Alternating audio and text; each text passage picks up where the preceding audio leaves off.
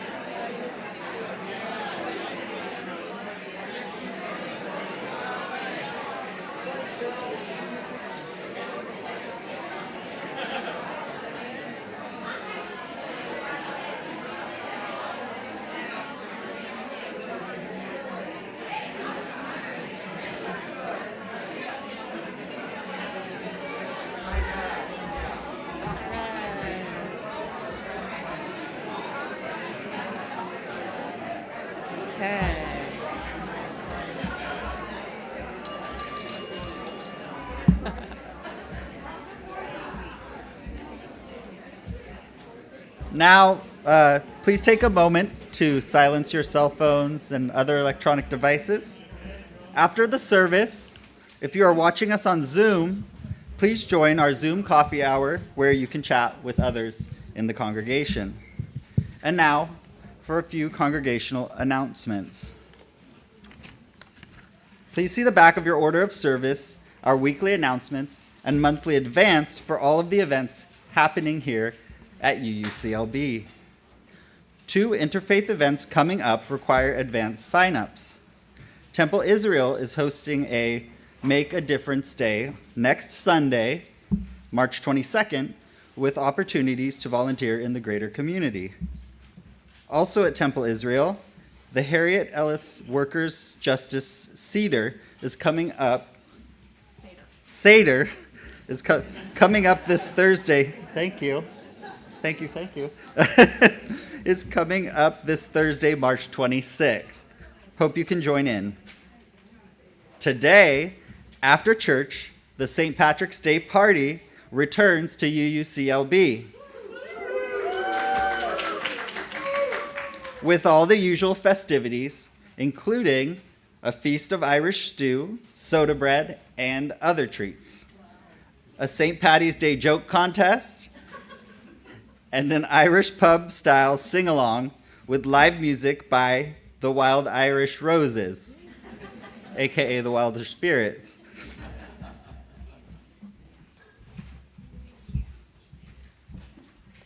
Hello. My name's Jan. This announcement is for those of you who've not yet read your March Advance or your last 2 weekly announcements. And why haven't you? I am once again offering a Ukrainian egg making event on Saturday, the 28th, from 10 until 6. I extended it because somebody planned a protest on the same day after I had set my date. So I've extended it to 6 for those of you who are participating in that to come by and be able to make your egg. This is a long UUCLB tradition, first started over 60 years ago by Helen and Jack Graham of blessed memory. Every egg is a success. Some of these are 60 years old. I am accepting donations for those who are willing to, and I will be sending any money to UNICEF to support Ukrainian children. So please look at the announcements and get more information. Hope to see you there. Hi, my name is Lorraine, and I'm here for the Democracy team. And today, you can make signs, or we've had some donated, so sometimes you can get one that's already ready. We have lots of blank paper. Create your own. We've got stick-on letters like Bonnie made a couple of weeks ago, made her own sign with the letters, or you can write, draw, whatever, or color it in.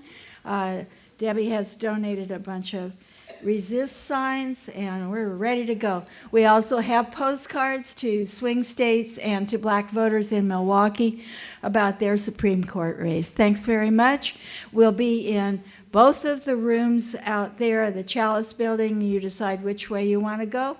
And this you get to do in your spare time while the feast is set up. Okay.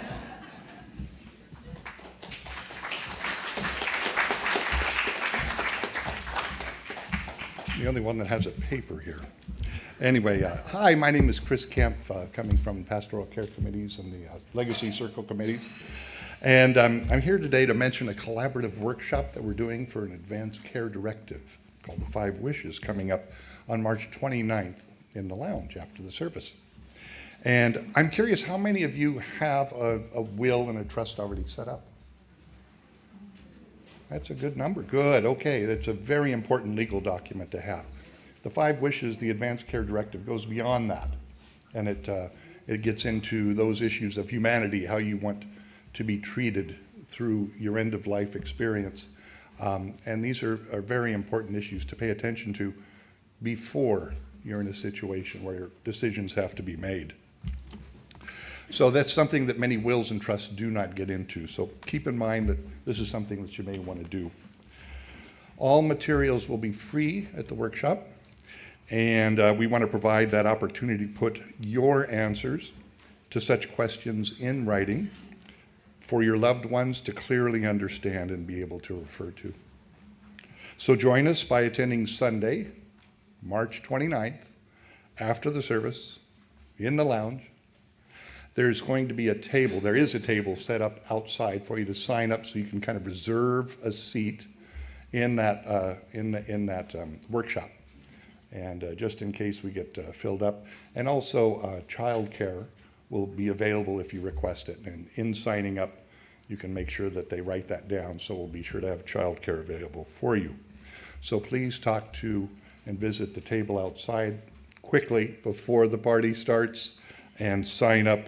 Take a look at the sample booklet and ask some questions. Thank you very much.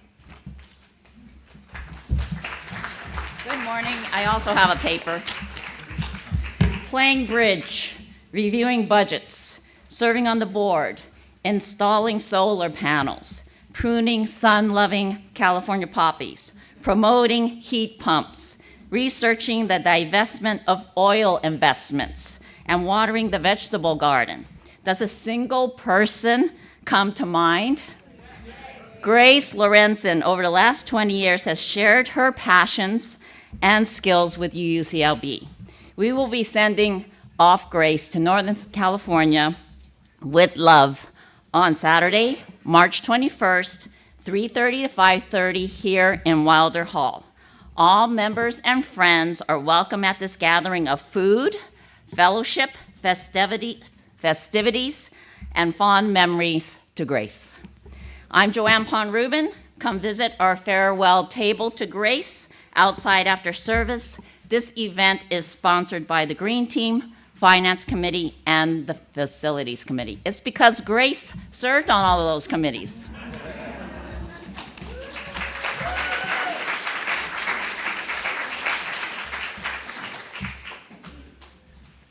Good morning. I'm Will Gagne, co-chair of stewardship. Just to let you know, our pot of gold is not quite yet full, but we have a quick update. As of, I think Friday, we have $182,226 raised so far. So thank you to everybody who has pledged.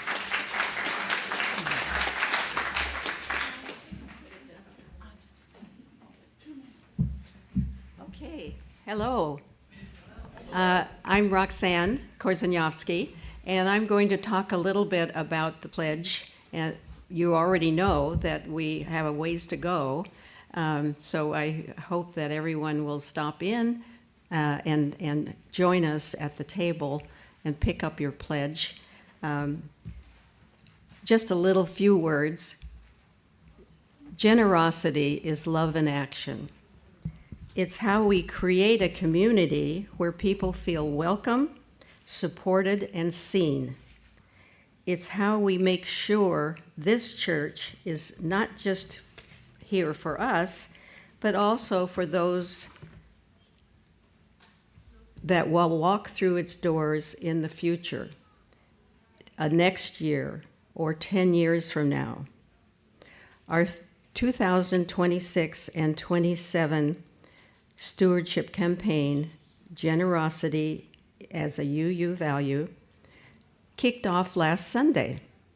For those of you who were not here, we had a beautiful service, a festive reception, and a great response to the submitted pledges.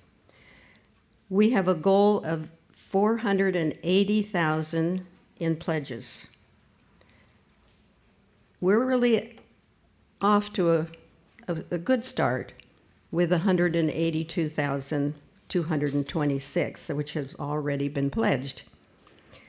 Thank you to those of you who have pledged online and have picked up your packets and turned in your pledge forms and the ACH forms. If you haven't yet had a chance, please pledge online or pledge today by picking up your pack forms. We have set up the tables out in front of the Wilder Hall, or on the side of the Wilder Hall, before the St. Patrick's Day party to distribute the remaining packets. We will also receive your completed forms and answer any questions that you might have. Thank you again. Everything we do, every service, every program, every act of care and justice is made possible by the generosity of this congregation.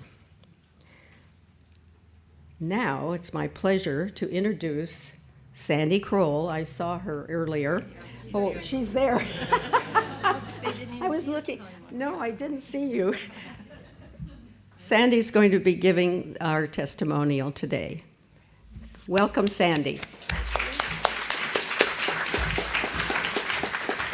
Thank you. I didn't see. Let that fall over. Many many, many years ago when I was a little girl. My parents used to give money to our church every single Sunday. They wrote a check, put it into a small envelope that had a number printed in the upper left-hand corner and the date for that Sunday in the upper right-hand corner. Does anybody recognize these? Yeah, okay, gotcha. The kids in the Sunday school had envelopes too, but ours were a little bit different. They were divided in half, with the left-hand space for money for our own church and the right-hand space for foreign missions. Woo. Children's offerings really didn't pay for a whole lot in those days, but what that practice did, of course, was to prepare us for being regular contributors as adult members. So, when Don and I joined this church more than 40 years ago, the first commitment we made was our pledge to make a regular contribution. And for that, this church can just give thanks to the Atonement Lutheran Church in Beloit, Wisconsin, and to Herb and Elaine Knutson, who raised me right. I came prepared.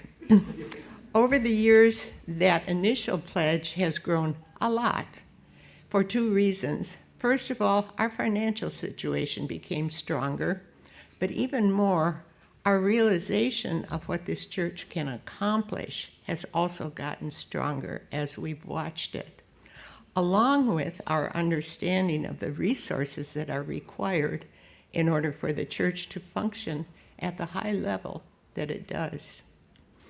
The other day, I encountered the description of our church, which our children learn. We are the church of the open minds, loving hearts, and helping hands. Through the years, I've found all of that over and over again in my church.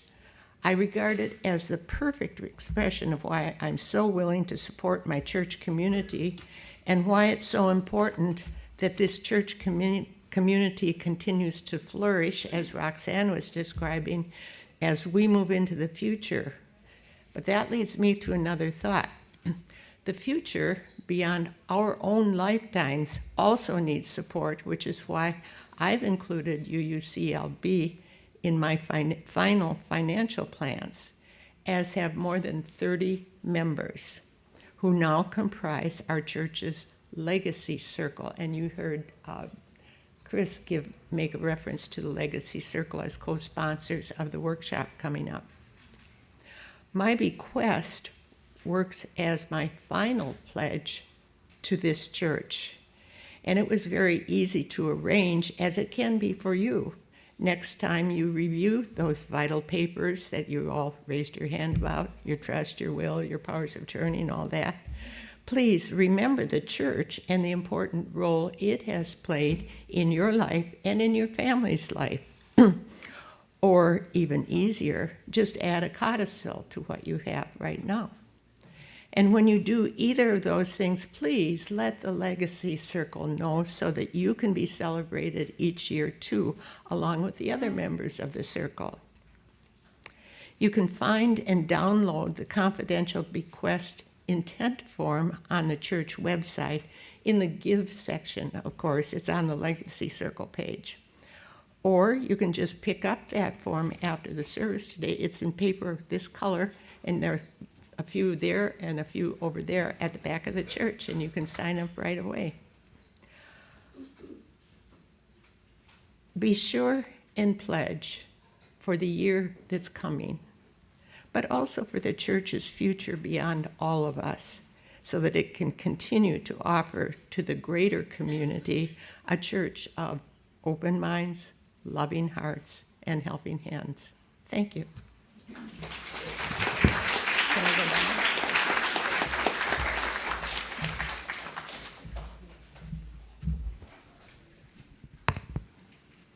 Our chalice lighting words are a ritual reading from Spring Equinox by Molly Remmer, priestess, mystic, and poet. As we listen to her words, I invite you to take a deep breath and welcome in the morning. I invite you to join me in offering gratitude to this land on which we gather, known as the Pavungna by the native Tongva people, who continue to strive for recognition and justice. For this moment, at least open your arms. Set down worry and regret. Lay aside fear and confusion. Let doubt and indecision rest. Release the need to reflect and review. Even pause the planning and possibility. Let them go for a spell. Let it all soften and feel ease descend. Invite yourself home. Call in what you need, what you long for. From the east, collect sunshine on cedar branches. Call in joy and renewal. From the north, collect oak branches and raspberry leaves. Call in strength and patience. From the west, collect blue stem grasses, acorns, and hickory leaves. Call in clarity and peace. From the south, collect walnuts, sage leaves, the sounds of spring peepers awakening. Embrace both letting go and recollection. Gather yourself up, open to what is unfolding and the magic being here to see it. As we light this chalice, symbol of our faith, come, let us worship together. Good morning. Please rise in body or in spirit and join us in singing hymn number 347, Gather the Spirit.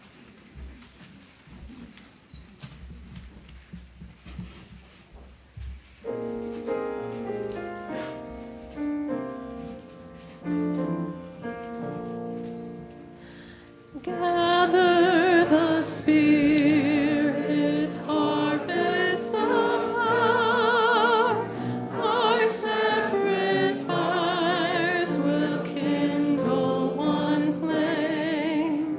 Witness the mystery of this hour, our trials in this night appear all the same.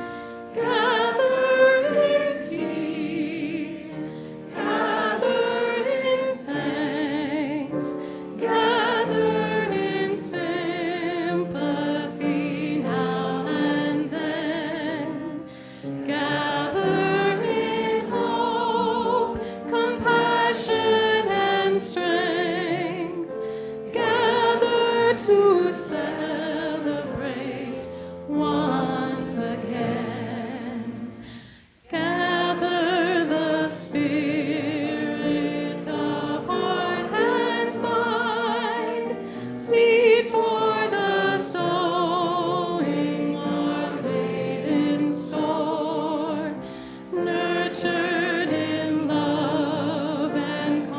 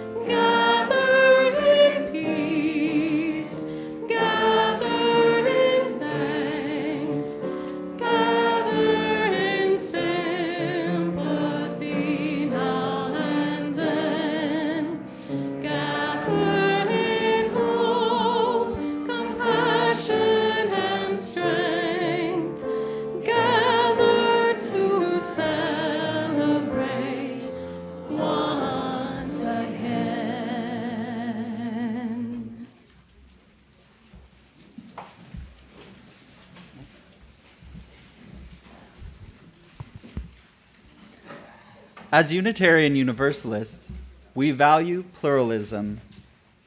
We celebrate that we are all sacred beings, diverse in culture, experience, and theology. We covenant to learn from one another in our free and responsible search for truth and meaning. We embrace both our differences and commonalities with love, curiosity, and respect. Valuing pluralism means we make an effort to educate ourselves in the practices of our neighboring faiths, knowing that through understanding, we build bridges of interfaith solidarity and peacemaking. We stand with our Jewish neighbors as together we grieve the attacks on the Jewish community of West Bloomfield, Michigan, and at Old Dominion University in Virginia. We denounce these and all acts of anti-Semitism.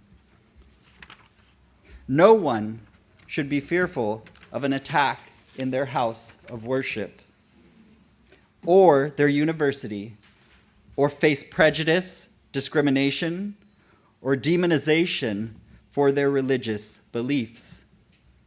We affirm the right to religious freedom enshrined in the First Amendment of the U.S. Constitution and reject the dangerous narratives of Christian nationalism espoused by our current administration.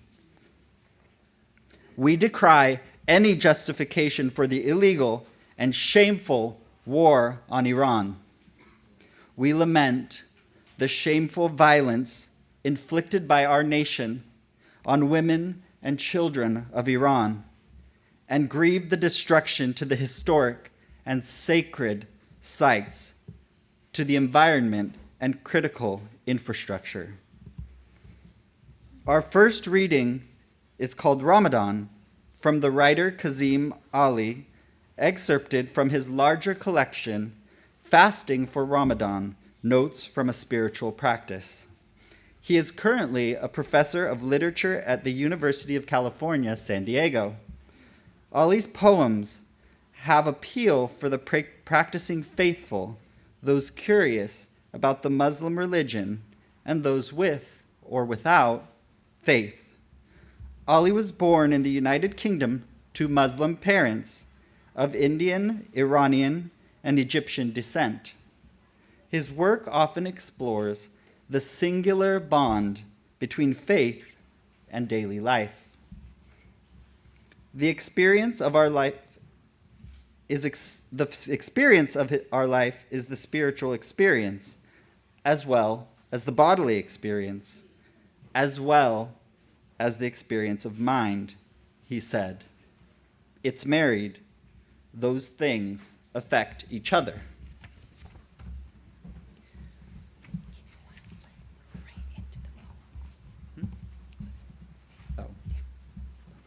Here. Let us listen to the poem Ramadan by Kazim Ali. You wanted to be so hungry, you would break it into branches and have to choose between the starving month's 19th, 21st, and 23rd evenings.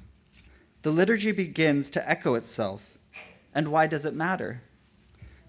If the groundwater is too scarce, one can stretch nets into the air and harvest the fog. Hunger opens you to illiteracy. Thirst makes clear the starving pattern. The thick night is so quiet, the spinning spider pauses, the angel stops whispering for a moment. The secret night could already be over. You will have to listen very carefully. You are never going to know which night's mouth is sacredly reciting and which night's recitation is secretly mere wind.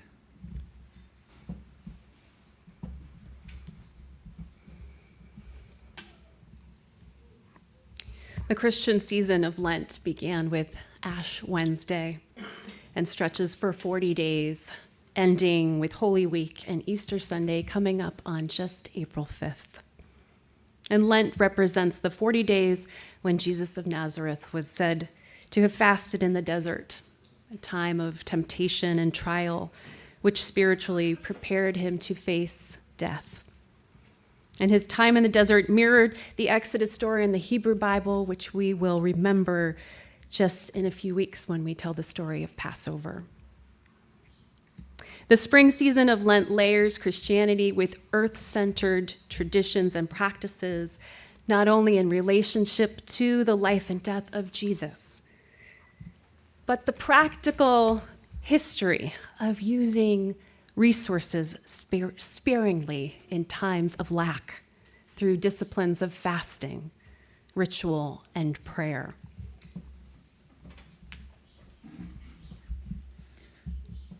Christians today practice Lent in any number of ways, applying the spiritual disciplines of prayer and fasting not only from food and drink, but fasting from corporate consumption, doom scrolling, or loneliness, and feasting on habits that promote connection, well-being, and peace.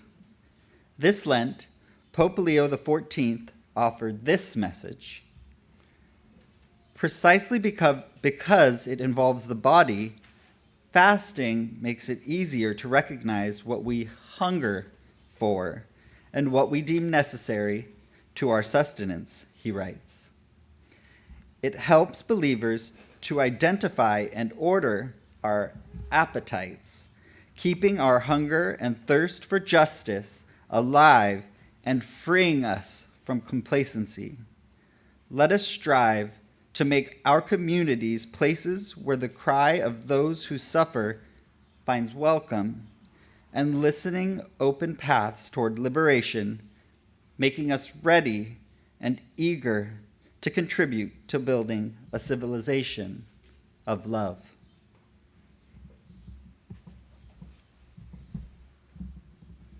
A poem for Lent by Welsh poet Dylan Thomas. This bread I break was once the oat.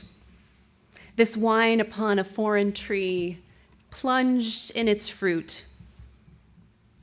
Man in the day or wind at night laid the crops low, broke the grapes, joy. Once in this wine the summer blood knocked in the flesh that decked the vine. Once in this bread the oat was merry in the wind. Man broke the sun, pulled the wind down. This flesh you break.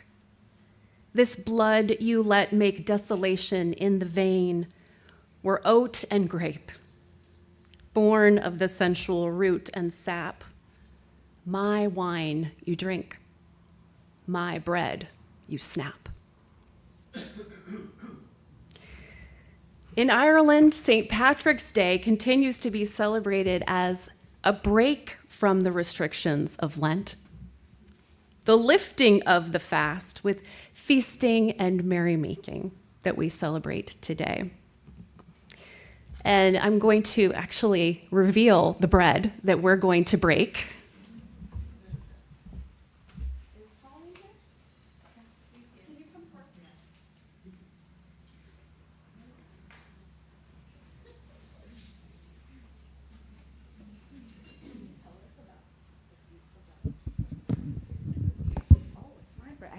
I didn't realize it was my bread she was talking about. It still smells warm. It's Yeah, it was out of the oven this morning. So Irish soda bread, it uses bicarbonate of soda to raise it. It's not yeast. So it's pretty quick. People can make it in the morning and have it for breakfast. I've modified it since I came here. In Ireland, it was just whole wheat flour, buttermilk, salt, and the bicarbonate of soda. But I've added over the years flax seeds, flax meal, chia seeds. So it's a lot of good stuff in there. So that's my bread, and I had no idea this was going to be. Okay. This is our beautiful bread that we are about to break. how many people baked some bread or made some stew or brought something to contribute today? Yes. We are going to have a feast.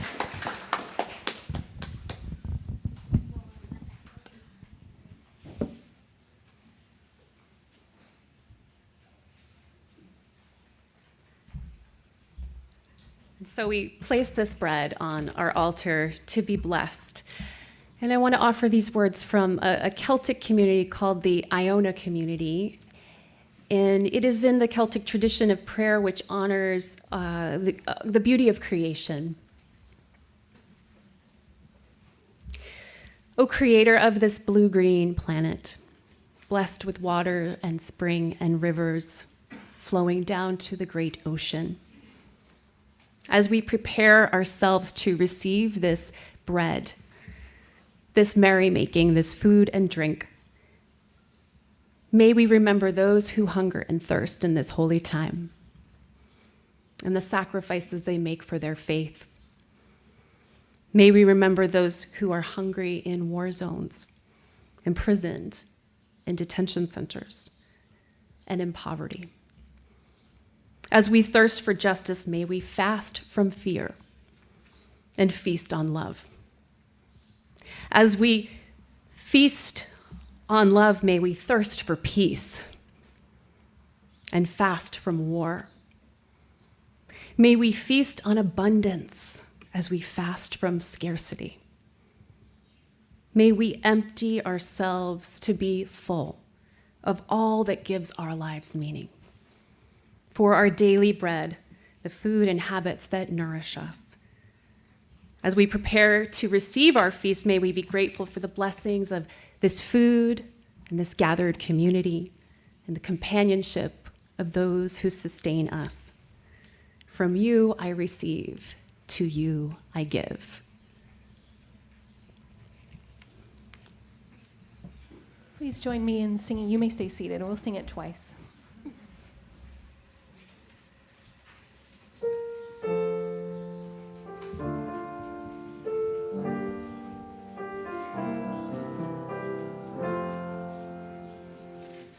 From you I receive, to you I give. Together we share, and from this we live. From you I receive, to you I give.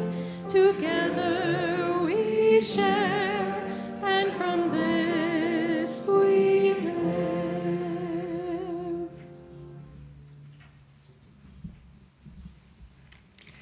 Now I'd like to invite forward Alan to share about our social justice collection today for St. Luke's Shower Program.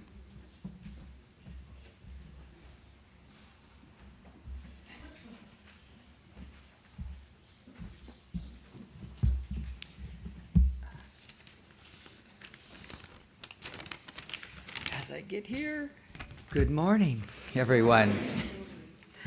First, thank you for this opportunity to be here to acknowledge the continuing support that you, members of the Unitarian Universalist Church of Long Beach, provide to the shower program located at St. Luke's Episcopal. It means a great deal to us co-chairs, which include myself, Alan Lang, Gail Mutke, and Julie Lee. Over the years, your congregation has shown up for us in two important ways: through your generous financial contributions, and perhaps even more meaningfully, through the gift of your time and your people. Your volunteers have been integral to continuing this program, and I'd like to take a moment to acknowledge them by name. Whether they are currently serving or were volunteers in the past, I want to recognize Roy and Maria Hansen, Phil Orey, John Harley, Jerry Evans, Kathy Rogers, Jock Stalker, Elizabeth Luros, and Steve Fuller. If I've missed anyone, please accept my sincere apologies. Your contributions are no less valued. It takes a village to execute all that we do on the first 4 Saturdays mornings of each month. On a given Saturday, we need at 15 volunteers just for the core services provided, and then another 10 to 15 volunteers from other groups provide morning coffee with a light breakfast and then a full meal at 10:30 a.m. More than half the volunteers are not members of St. Luke's Church. They come from all across the city. Some from St. Luke's, from your church, from our LDS friends, from Rotary Club, and from individuals who simply heard about the program and were called to help. The main meals are provided by Los Altos Methodist, Reaching Out Ministries, and the St. Luke's Man Meals. This kind of broad community commitment is something truly special and entirely unique in Long Beach. Our guests comprise mostly those unhoused living on the streets and others with temporary transitional housing. Approximately 120 men and women receive clothing. Another 20 to 30-ish men receive showers. Most weekends we have nurses who treat foot issues common to our guests living on the streets. And on the first Saturday, Grace Community International pays for 3 or 4 barbers to cut hair. Our guests are able to relax in an inviting environment because they can check their bags, their carts, and they can charge their phones and batteries in a safe location. Thus, they can sit around, talk with friends, and be sociable safely. That matters more than people might realize. Many of our guests use our services for many years. It's common for our volunteers to hear words of appreciative thanks, not just once, but many times during the morning. But the hard truth is that some of our guests pass away without ever finding stable housing for a whole host of reasons. It stays with us all, but it reminds us of why the work matters, even in small ways, even one Saturday at a time. We are always looking for volunteers. We have a wonderful group of women volunteering with us right now, but we can always use a few more men, especially for the roles like the men's shower desk. So again, thank you. Thank you for your generosity, for your volunteers, for your continued partnership. I'll be around after the services if you'd like to talk to me some more. Thank you.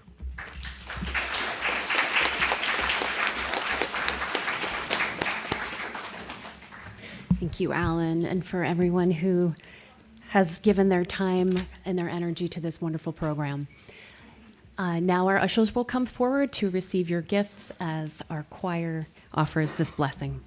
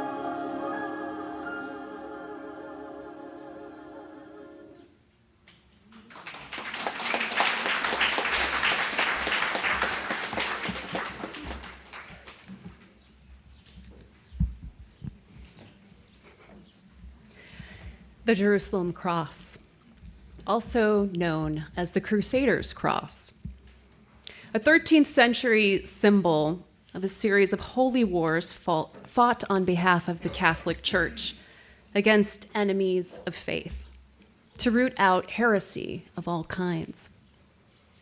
Crusades were deadly wars with a roaming target of infidels carried out against pagans, Jews, Muslims, and the wrong kind of Christians.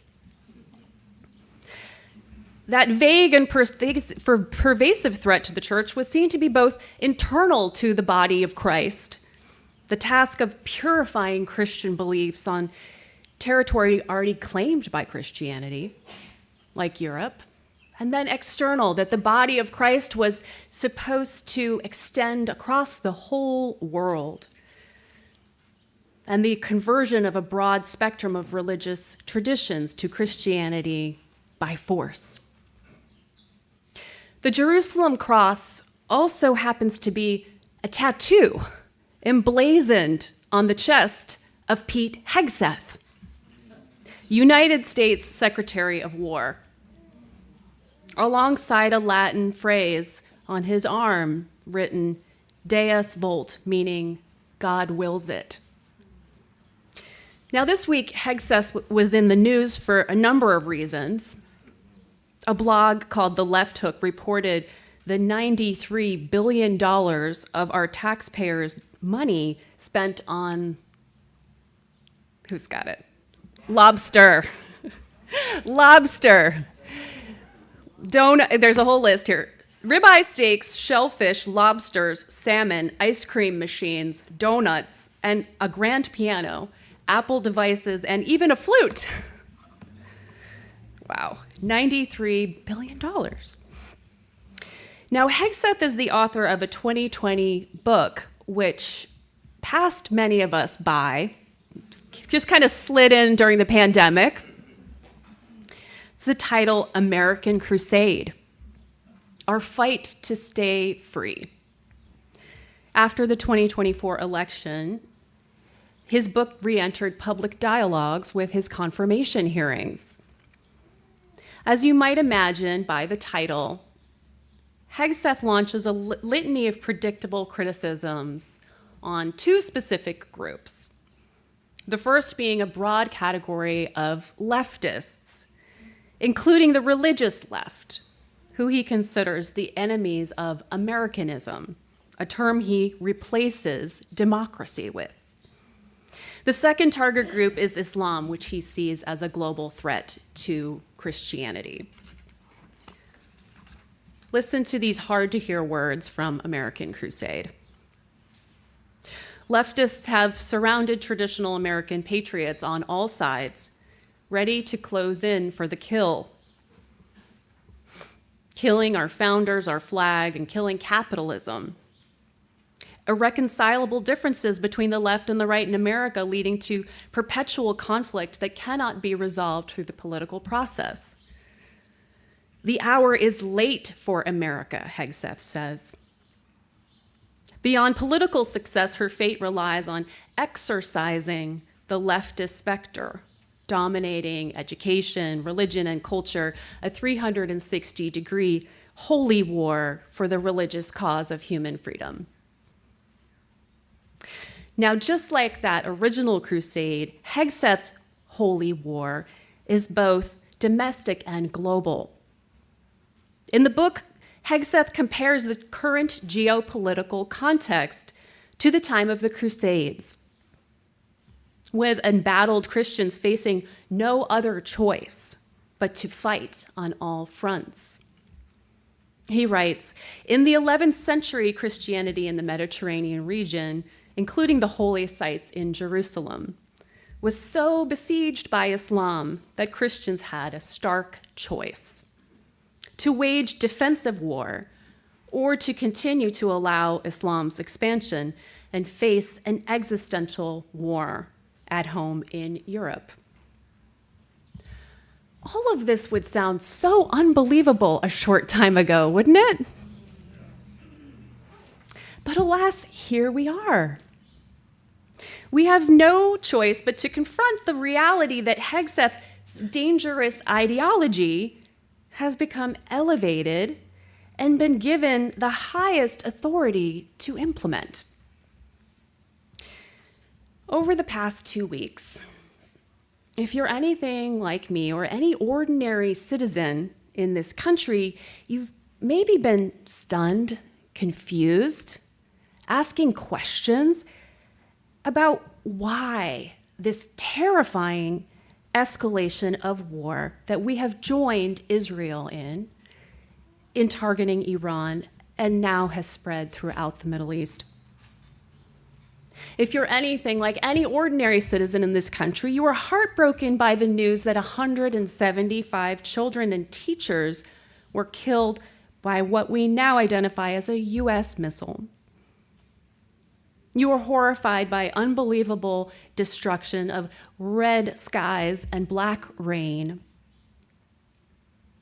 And on Thursday, if you're anything like any ordinary citizen of California, you may be alarmed when there was a drone warning potential.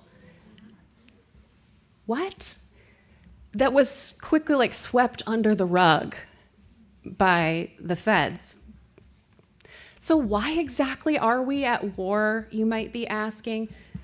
Of course we can make the jokes about, not really a joke, but the extent that this administration would go to distract from the Epstein files. That's not a joke, that's real.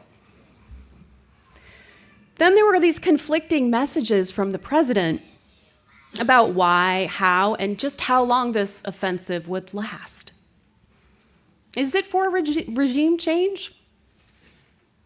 To disarm the nuclear capabilities of Iran and the neighboring threats to Israel? Control of oil resources? The war was neither authorized by Congress nor has any kind of public support. Have you been sincerely struggling with this like I have been? Okay.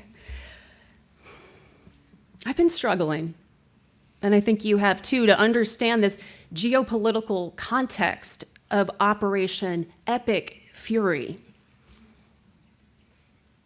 I Googled last night, how many people have died? It says 1,500 Iranians and 750 Lebanese. We're not really talking so much about that.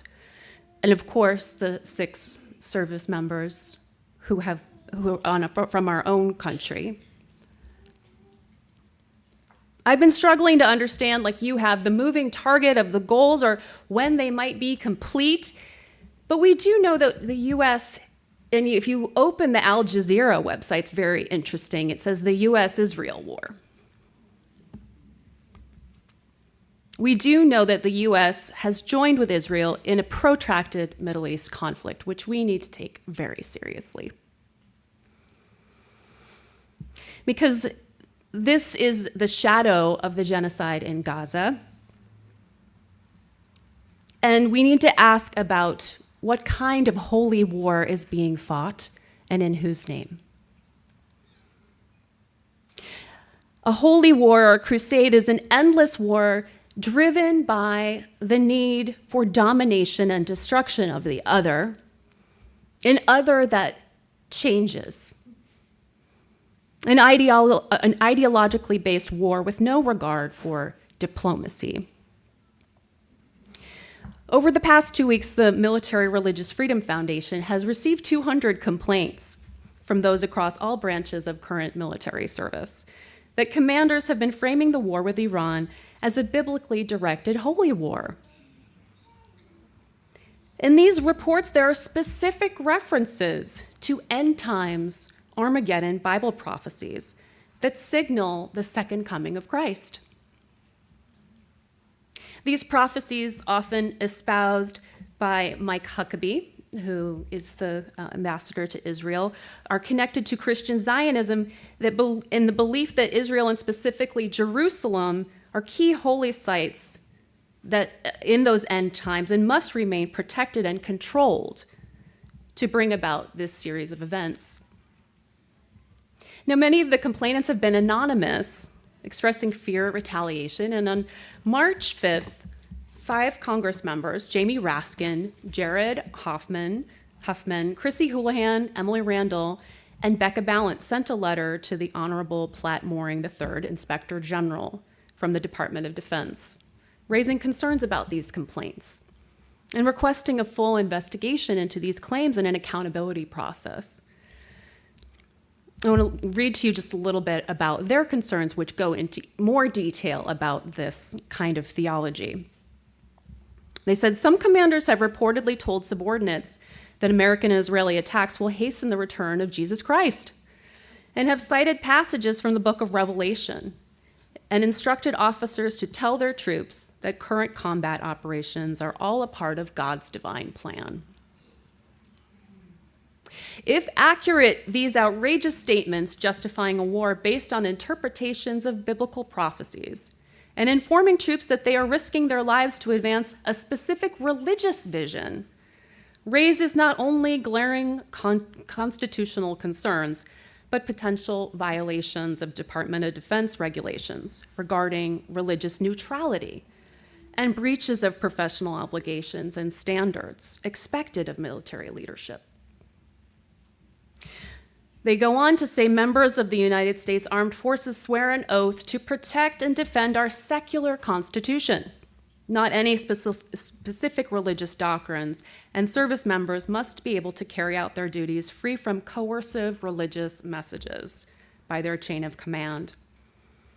At a time when billions of dollars and untold numbers of lives hang in the balance while the Trump administration wages a war of choice in Iran, the imperative of maintaining a strict separation of church and state and protecting the religious freedom of our troops is especially critical.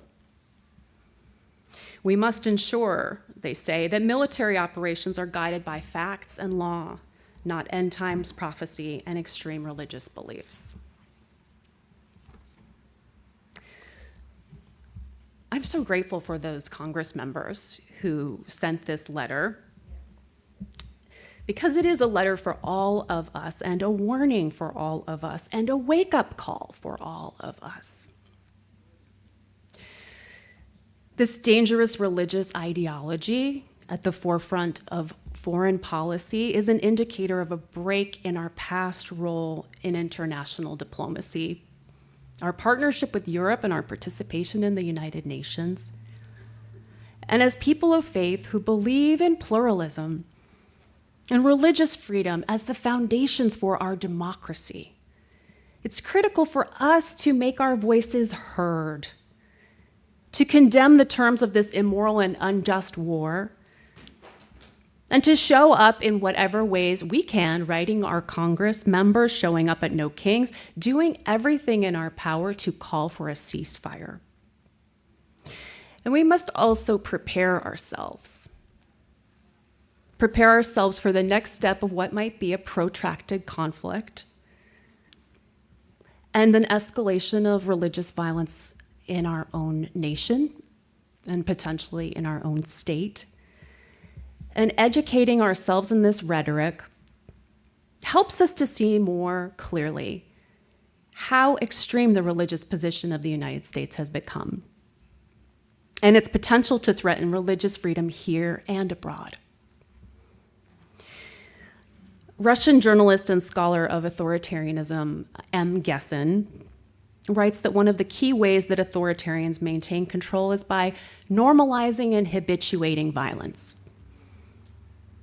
Everyday citizens, they write, become numb to the headlines and just see the military play-by-plays. And in fact, I found myself doing that very thing, that turned on NPR, military play-by-plays, disengaging from the enormous humanitarian cost and moral, just the moral state of our nation and our globe and the cost of war.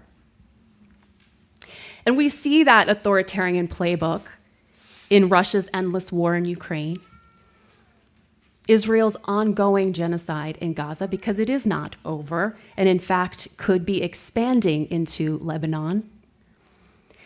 It's estimated, by the way, that over 90,000 people have been killed in Israel's assault on Gaza. with, of course, the United States complicity. And we've watched that genocide unfold in real time, and some say that that has contributed to the normalizing and habituated of violence.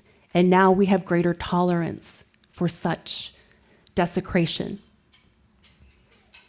Because we can't forget the recent past, how our campuses became encampments and free speech battlegrounds.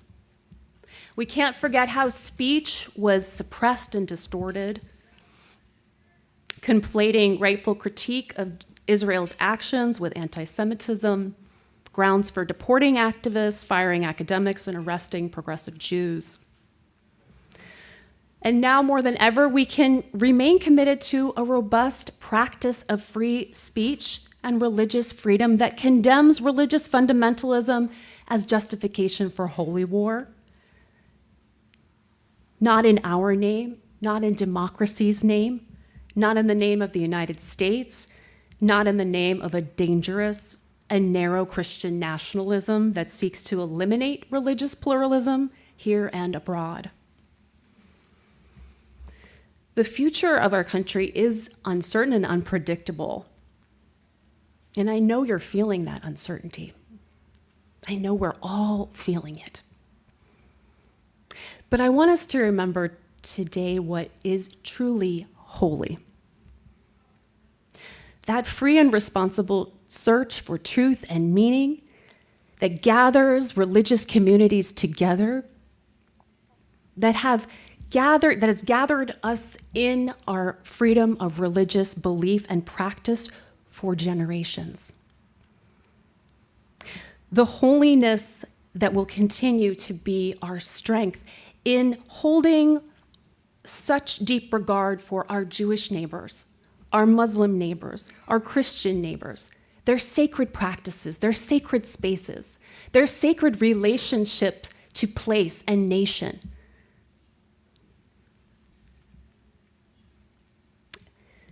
As we enter our feast today, I want our joy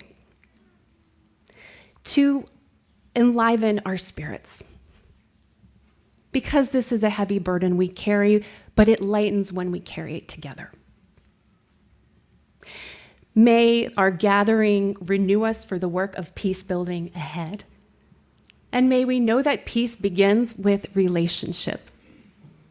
And so I want to encourage you to reach out across our faith community. I want to invite you into community.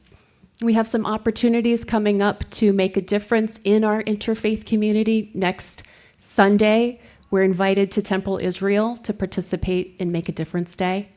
We're invited to participate in their social justice Seder on the 26th. Our Muslim community is completing their fast on the 19th. And our student Muslim group here at CSULB is also participating in that. Can we reach out a little bit more? Can we show our support a little bit more? Can we show our solidarity and make peace right here, as well as calling for peace? May this season of renewal give us the hope to rise again, to meet every challenge before us and all that is to come. May it be so, and amen.